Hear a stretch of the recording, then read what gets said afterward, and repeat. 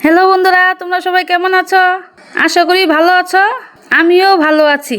আজকে তোমাদের দেখাবো চাপা দিয়ে কচু শাক রান্না। তো চলো বন্ধুরা, রান্না শুরু করি।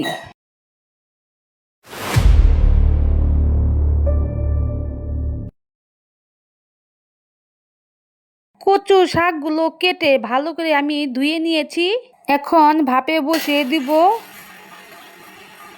চুলোতে কড়াই বসিয়ে দিয়েছি। শাকগুলো এবার দিয়ে দিব।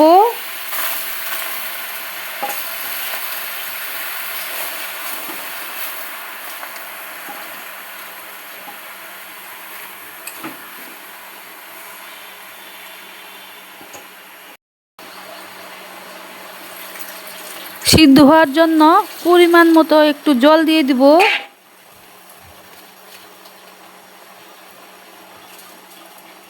এবং একটু লবণ দিয়ে দিব যেন ভালো মজে যায় শাকগুলো।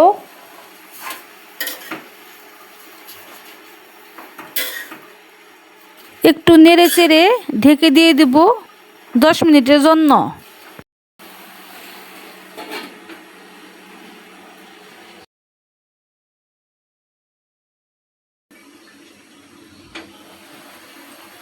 ঢাকনা খুলে দেখে নিচ্ছি কেমন সিদ্ধ হলো।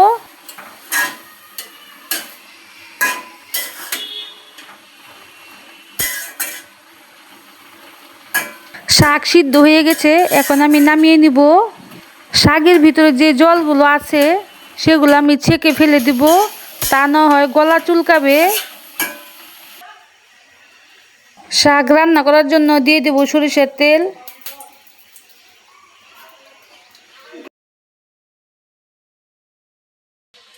দিব ফোড়নের জন্য শুকনো মরিচ।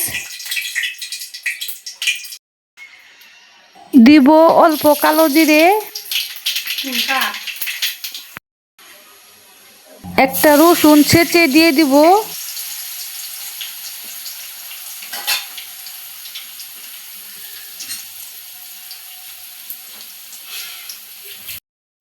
একটা পেঁয়াজ কুচি দিয়ে দিব।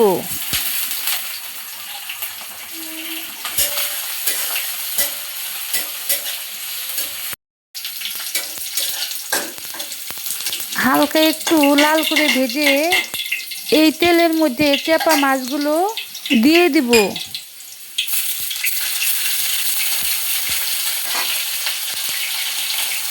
এই চাপা মাছ তেলে দিলেই চাপা মাছগুলো গলে যাবে। একটু নেড়ে দিয়ে কচু শাকগুলো দিয়ে দিব।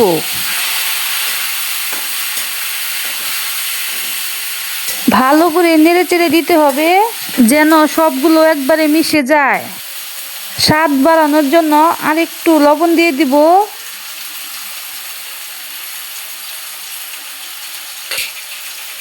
দিয়ে দিব কয়েকটা কাঁচামরিচ ঝালের জন্য।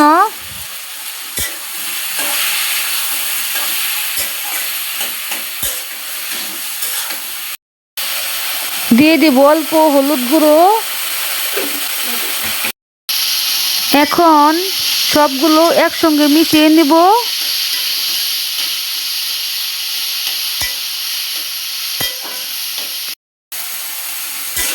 এখন একটু পর পর নেড়ে দিয়ে ভালো করে মিশিয়ে নিতে হবে।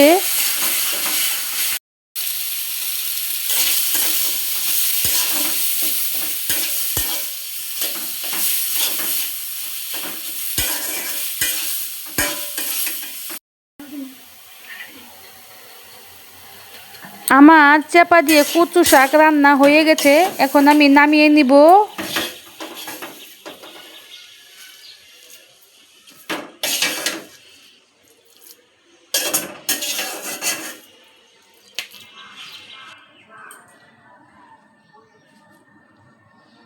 দেখো বন্ধুরা, কত সহজে আমি চাপা দিয়ে কচু শাক রান্না করে তোমাদের দেখালাম।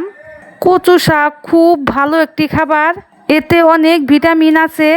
এই কচু শাক খেলে অনেক রক্ত হয় শরীরে।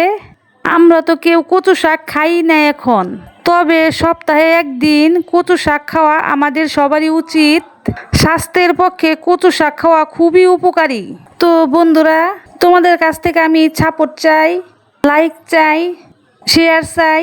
এই চ্যানেলটিকে একটা সাবস্ক্রাইব করে দিও। তোমরা সবাই আমার পাশে থেকো, সবাই ভালো থেকো। টাটা।